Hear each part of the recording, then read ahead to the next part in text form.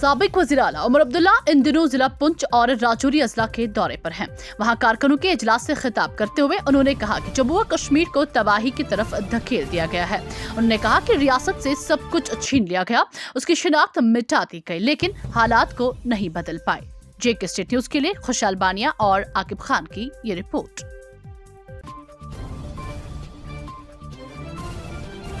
हम सच को झूठ और झूठ को सच में तब्दील नहीं करते। हम हल वाले हैं।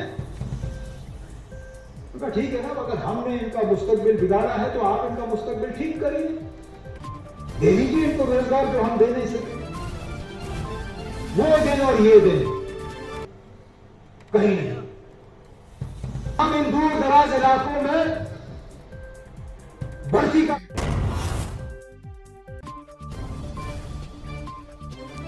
शुमारी जिला कुपवारा के कंडी इलाके से ताल्लुकशुदा 34 साला अब्दुल रशीद मकरे वल्द गुलाम रसूल मकरे इंसाल 13 मई मुबैना तौर पर अपने ससुराल जाने के बाद से घर से लापता है। लापता होने के बाद लवाकीन ने मुतलका पुलिस स्टेशन में गुमशुद की रिपोर्ट दर्ज कराई थी।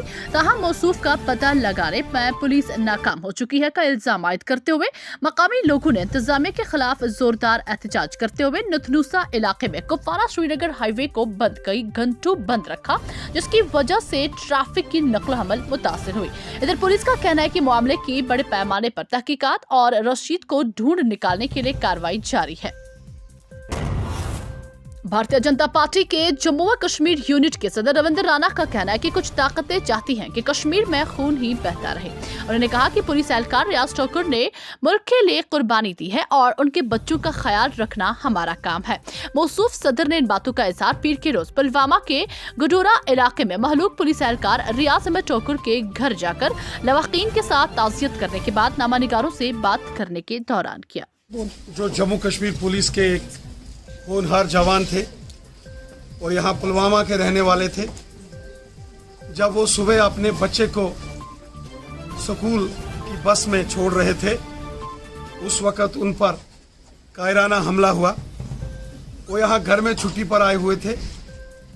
बहुत ही दिल दहला देने वाला ये वाक़या है। ये केवल रियाज अहमद ठोकर साहब का कत्ल नहीं हुआ है, ये इंसानियत का कत्ल हुआ है। एक इतने शरीफ आदमी, हमदर्द आदमी, लोगों की खिदमतदार आदमी, जिसने कभी किसी जानवर को भी उसने तकलीफ नहीं पहुंचाई होगी।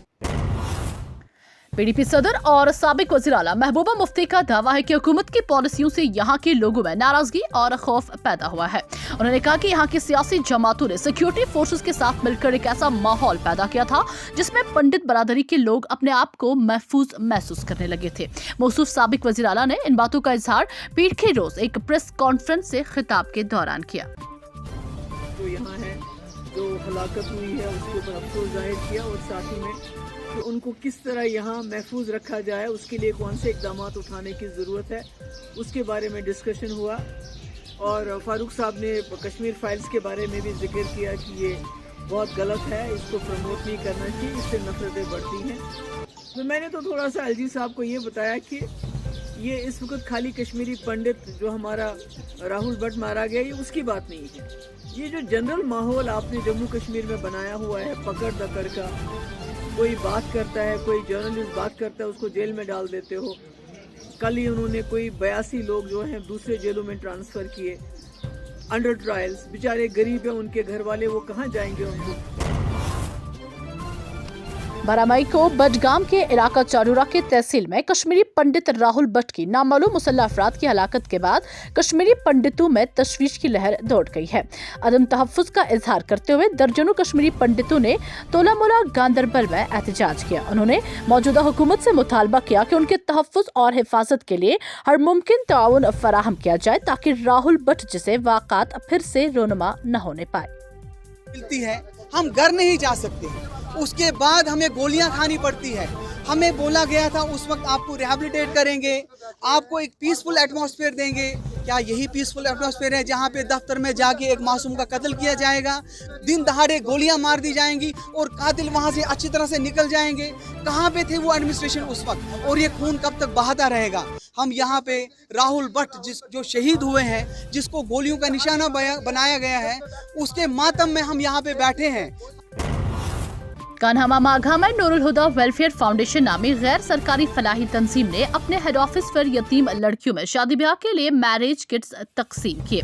मुनक़िदा तकरीब पर उलमा के अलावा National Conference leader doctor Mohammad Shafi, Congress leader Syed Parvez Hilal, tehsildar Magam और दीगर कई शख्सियात मौजूद थे।